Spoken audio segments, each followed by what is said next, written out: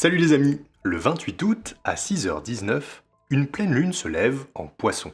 Et elle arrive dans un ciel qu'on va devoir traverser avec beaucoup de conscience. Dans cette vidéo, je vais te présenter les 3 placements importants de cette lunaison. Et le troisième, c'est une ressource. La seule harmonie solide dans ce ciel électrique. Alors, reste jusqu'au bout parce que tu vas en avoir besoin. On commence par les Poissons.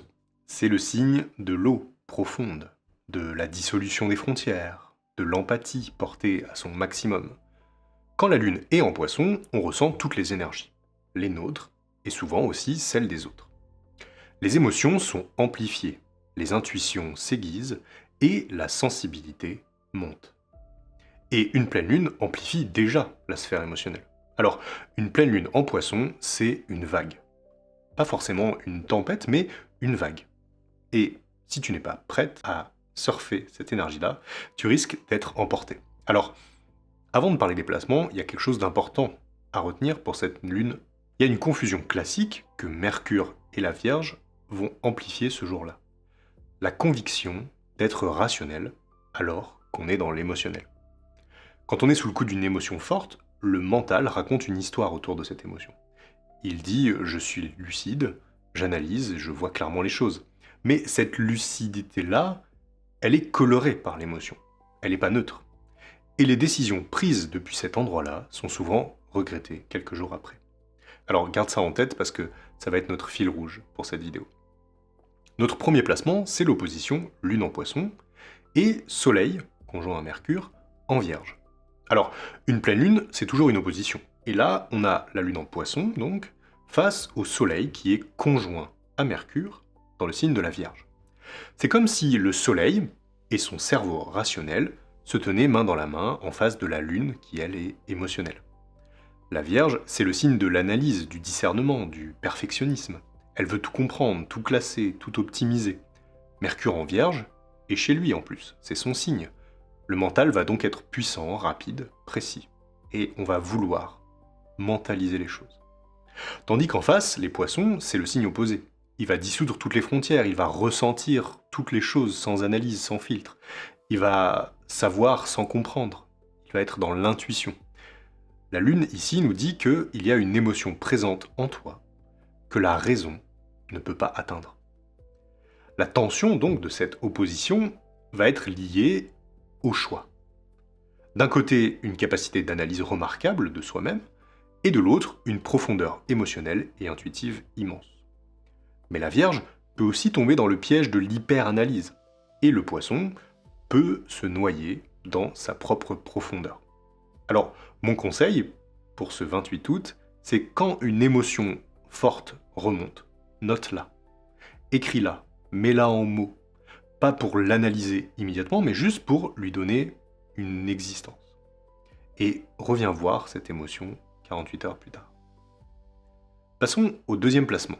Uranus est en Gémeaux et il forme un carré quasi exact avec 3 astres simultanément. Mercure, la Lune et le Soleil. Alors, c'est une configuration assez rare, 3 carrés quasi exacts, presque à moins d'1 degré. Uranus, c'est la planète de l'inattendu, de l'innovation, de l'électricité dans l'air, on pourrait dire.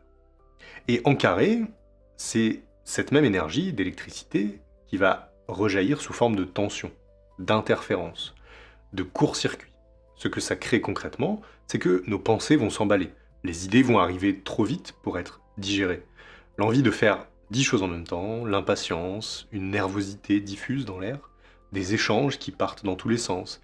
Et avec Mercure dans le carré, qui est le signe de la communication, la pensée va être claire, mais dispersée.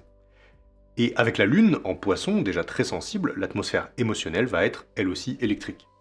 Le piège de ce placement, c'est de confondre l'agitation mentale avec une forme de clarté.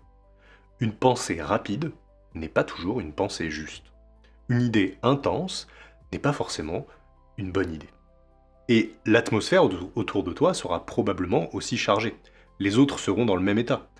Alors, c'est pas le jour pour les conversations importantes, les décisions majeures ou les annonces irréversibles.